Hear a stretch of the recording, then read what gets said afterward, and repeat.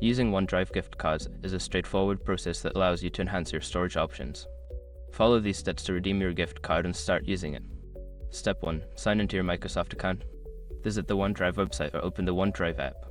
Sign in using your Microsoft account credentials. If you don't have an account, you will need to create one. Step 2. Locate the redeem option. Once logged in, navigate to the account settings or billing section. Look for an option that says redeem a gift card or redeem code. Step 3. Enter the gift card code.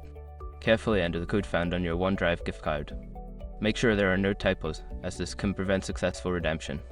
Step 4. Confirm the redemption. After entering the code, click on the redeem button. You should see a confirmation message indicating that the gift card has been successfully applied to your account. Step 5. Check your storage.